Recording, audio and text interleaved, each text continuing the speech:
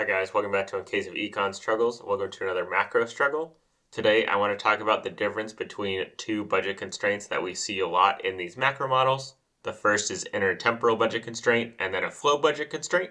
And again, I want to talk about how these two are related and why you might see one versus the other. So what I want to do in this video is I want to just review what exactly I mean by talking about a flow budget constraint. I want to intuitively describe how we're going to go from a flow budget constraint to an intertemporal budget constraint. Then we're going to derive the intertemporal budget constraint, and then we're going to explain the relationship between both of these budget constraints, and hopefully this will help make this make a lot more sense for you. And again, throughout this video, if you've got questions, put the comments below. But if these videos are helping, make sure to subscribe, and let's get right into it with timestamps below in case you want to jump around. Here we go. Here's Bill's problem. We're going to use a sequential market. We're going to use an endowment economy. It's going to be very similar if you were to, say, use labor income instead of an endowment economy or a production economy. But we're just going to use endowment because we're not really focused on the model. We're really focused on the budget constraint. So what we're going to do, per usual, is we're maximizing our period utility subject to this budget constraint right here for all t, where we have consumption in terms of coconuts. These are my assets that I'm going to buy or my savings. It's my endowment, and these are the assets that I can cash in today. And this is a flow budget constraint. This is what we call a flow budget constraint because it's going to relate time periods to each other. So I've got t and t plus 1, and we are going to have an infinite number of constraints because I have a different constraint for every time period t. And so this constraint was really useful because we had these assets in here that are going back and forth. We're using this to sort of smooth our consumption over time, especially if our endowment is going up and down across even and odd periods, which we've seen a lot. And so now we want to say, well, what if I want to take this flow budget constraint and turn it into what we call an intertemporal budget constraint? And so what we're going to do is we're going to use the fact that we're using these assets to basically smooth consumption over time. We're trying to take wealth, or we're trying to take income from one period and translate it into another period or the next period.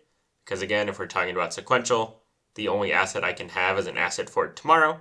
So if I want to take extra income into future periods, I'm going to have to buy an asset every period to basically keep that income spreading out across different periods into the future. And so what we can do is if we're not as interested in these assets and how we're translating income across periods, what we can do is we can use what we call an intertemporal budget constraint. And what we're going to say is we're basically going to ask, what is the present value of Bill's consumption in every period over the course of his lifetime?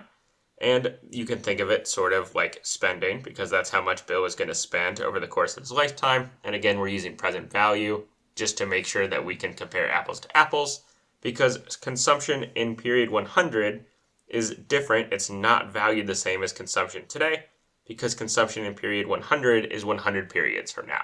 Along the same lines, if you think about endowment or income, this is basically the budget. This is basically how much Bill has over the course of his entire life. He's going to get a series of endowments. And so if we add those up, we're going to get the sum of Bill's lifetime income or lifetime endowment. And then again, just like consumption, because we're talking about different periods, if we're going to add them up, they need to all be in the same unit. And so we're going to use present value to make sure that we can add endowment today and endowment in period 100 to get what we call the present value of lifetime income or the present value of lifetime endowment. And so just like a basic budget constraint that you've seen before in macroeconomics, we just want to say that Bill has to spend less than or equal to what he has, or the income that he has. And again, we're using this present value so that we can compare apples to apples, so that we can add up consumption in different periods, because consumption in different periods is worth different amounts because it's further into the future, and we're just going to add that up. So we're just going to say that we want to do the sum of the present value of consumption in every period, so every period t, must be less than or equal to the infinite sum of the present value of endowment in period t. Maybe I'll just add in those t's just to make it a little easier to read. And so now what we have is we know what consumption and endowment are, but how are we going to figure out how to make the present value? And so the way we're going to use a present value is we're going to use that interest rate. We're going to use RT. Let's just go over how we're going to use RT. And this is sort of related to intertemporal choice that we talked about in a separate video. It's in the micro series. I'll put a link in the top right corner right about now in case you would like to check that out. But that's basically what we're going to use to find present value. So first, this capital RT that I've been using, it's like 1 plus the interest rate because if the interest rate is like 5%, then I want to multiply it by 1.05, something like that. And so what you can do is you can say, well, the present value of a consumption in period 0, well, that's just consumption in period 0 because the present value of something today is just whatever it's worth. Now, if I were to do the present value of consumption in period 1, I'm going to need to multiply the consumption in period 1 by 1 over R1 because that is going to be the present value of that thing today. Again, I'm going to go over that in just a second, but believe me for now, and see if you can't figure it out. And if you're having trouble, again, stay with me and we'll talk about it. So similarly, if I want to talk about the present value of consumption in period 2, well, that's going to be the present value of consumption in period 2. So I need to take it back by 1 over R2. That's going to take it into period 1 units, and then I need to multiply it by 1 over R1 to take it all the way back into the present value, or in terms of coconuts in period 0. And so just to make that a little more clear, if I'm going to have some endowment in period t, if I wanted to know how much to put into the bank at period 0 to have ET at period t, what I would do is I would say, well, if I put this into the bank today, period 1, it's going to get multiplied by R1, period 2, it's going to get multiplied by R2, all the way out to ET. And so what it's going to be is it's going to be something like question mark, then R1, R2, all the way out to RT. And so if I want to figure out how much ET is worth in today dollars, then I just say, well, if ET is equal to question mark times R1, R2, all the way out to RT, then that means that question mark is just equal to ET over the product of R1, R2, all the way out to RT.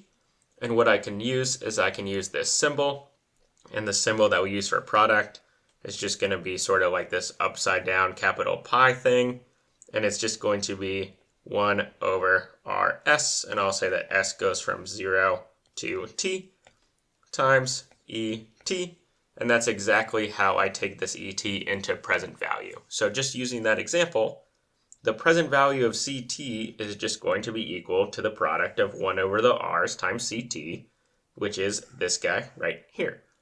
So if that didn't make sense, if you're still confused, leave a comment below. But that's really important because now that we know how to turn consumption and endowment into a present value for any period, and we can use that to write the intertemporal budget constraint.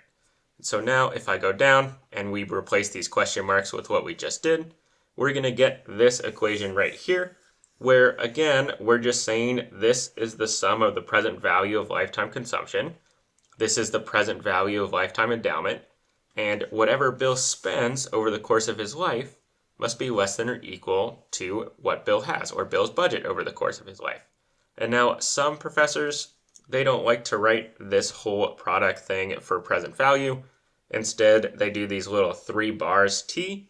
So I'm just going to make that substitution.